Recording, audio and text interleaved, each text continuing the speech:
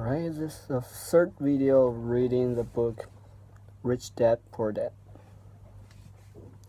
I asked him what he meant by old rules. It's bad advice. If you could see what is happening in Asia, Europe, South America, you would be as concerned as I am. It is bad advice, he believes, because if you want your child to have a financially secure future, they can't play by the old set of rules. It's just too risky. I asked him what he meant by old rules. Okay.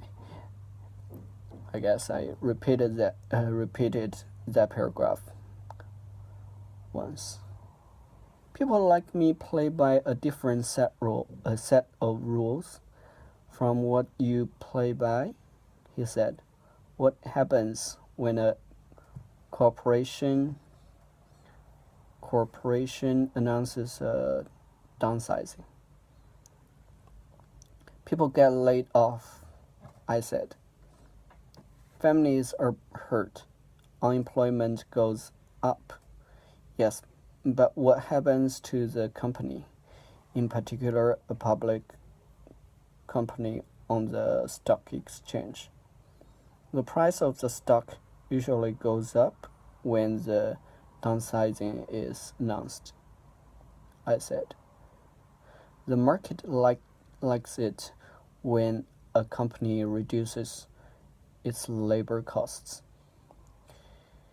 either through automation or just consolidating the labor force in general.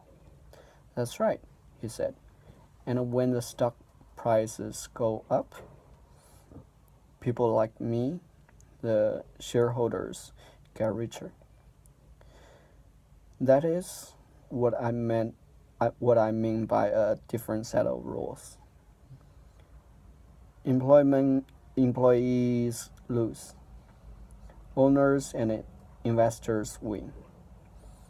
Robert was describing not only the difference between an employee and an employer, but also the difference between controlling your own destiny and giving up that control to someone else. But it's hard for most people to understand why that happens. I said, they just think it's not fair. That's why it is foolish to simply say to a child, get a good education. Okay, I'm a little bit off.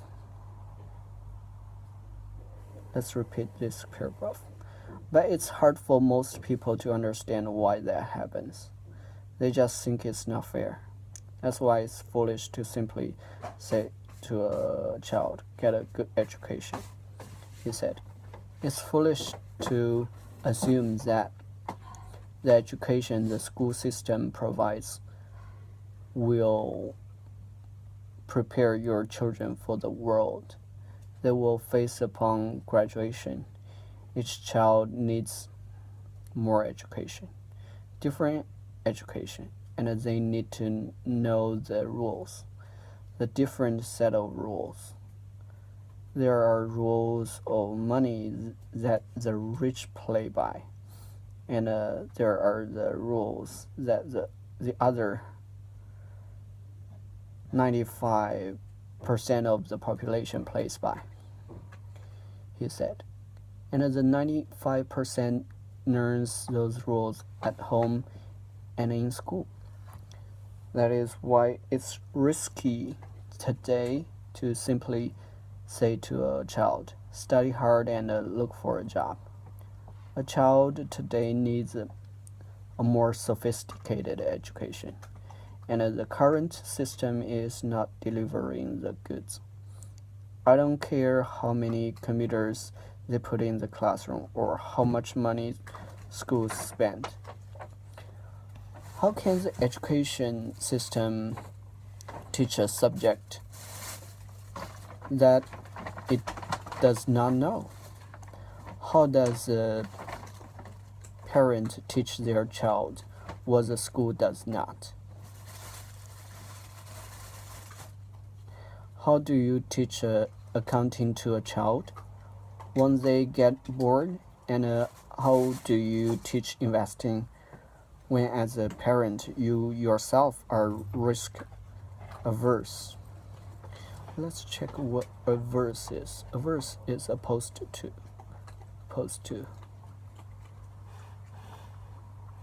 Averse. Okay. Instead of teaching my children to simply play it safe, I decided it was best to teach them to play it smart. So how would you teach a child about money and all the things we've talked about? I asked Robert. How can we make it easy for parents, especially when they don't understand it themselves? I wrote a book on the subject, he said. Where is it? In my computer. It's been there for years in random pieces. I added to it occasionally, but I've never gotten around to put it all together. I began writing it after my other book became a bestseller. But I never finished the new one. It's in pieces. And in pieces it was. After reading the scattered sections, I decided the book had merit and needed to be shared, especially in these changing times. We agreed to co-author Robert's book. I asked him how much financial information he thought a child needed. He said it would depend on the child. He knew at a young age that he wanted to be rich and was fortunate enough to have a father figure who was rich and willing to guide him. Education is the foundation of success, Robert said. Just as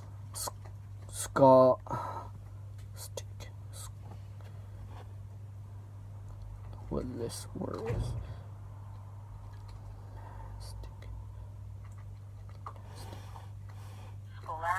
Scholastic.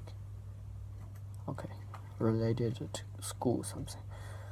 Just as scholastic skills are vitally important, so are financial skills and communication skills. What follows is the story of Robert's two dads, a rich one and a poor one. Okay, here we go. Here comes the title of the book.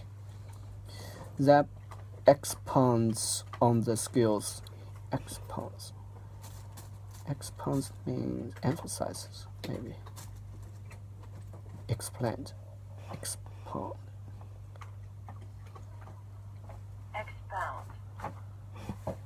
That expounds on the skills he's developed over a lifetime. The contrast between two dads provides an important perspective. The book is supported, edited, and assembled by me. For any accountants who read this book. Okay, I'm a little bit off. Let's repeat this paragraph. What follows is the story of Robert's two dads, a rich one and a poor one, that expands on the skills he's developed over a lifetime. The contrast between two dads provides an important perspective. The book is supported, edited, and assembled by me. For any accountants who read this book, suspend your academic book knowledge and open your mind to the series Robert presents.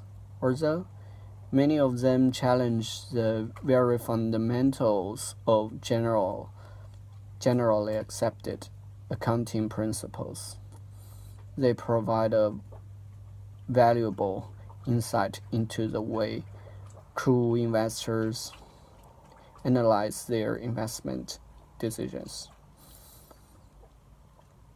When we as parents advise our children to go to school, study hard, and get a good job, we often do that out of cultural habit. It has always been the right thing to do. When I met Robert, his ideas initially startled. What is startled?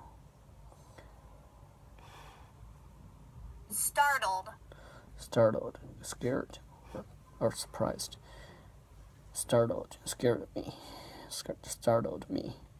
Having been raised by two fathers, he had been taught to strive for two different goals.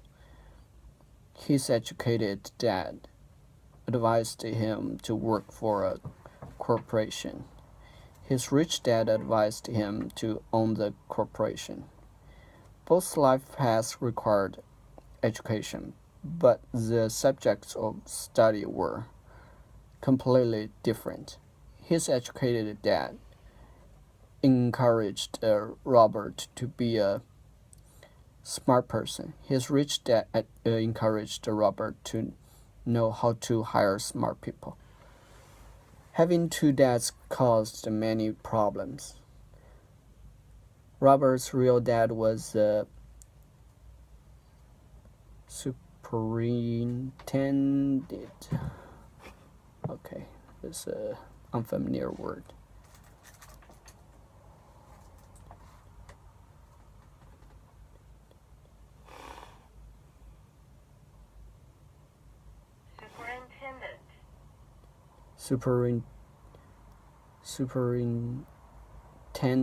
Superintendent. Responsible was the superintendent.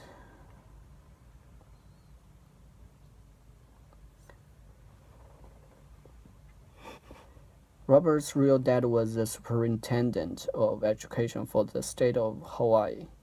By the time Robert was 16, the threat of if you don't get good grades, you won't get a good job had a little effect.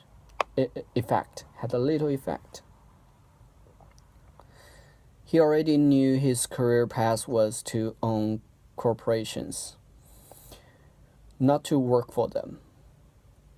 In fact, if it had not been for a wise and a persistent high school guidance counselor, Robert might not have gone on to college. He admits that. He was eager to start building his assets, but finally agreed that the college education would also be a benefit to him. Truthfully, the ideas in this book are probably too far-fetched and the radical for most parents today. Some parents are having a hard enough time simply keeping their children in school.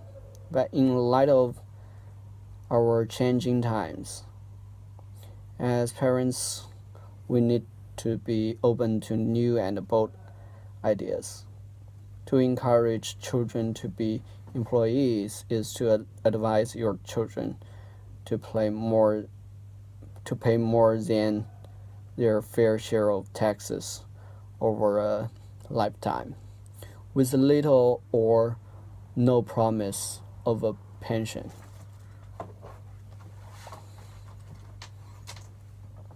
And it is true that taxes are a person's greatest expense. In fact, most families In fact, most families work from January to mid-May for the government just to cover their taxes. Well, cover their taxes. New ideas are needed, and this book provides them.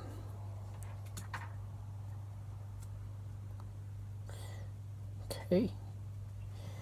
It looks like it's going to talk about new ideas, but it's not started yet. Okay.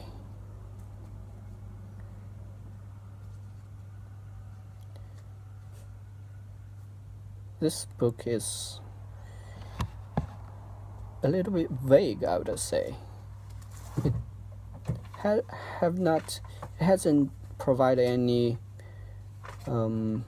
solid ideas how to make money, make yourself rich, stuff like that. Let's keep our finger crossed, and we'll continue this.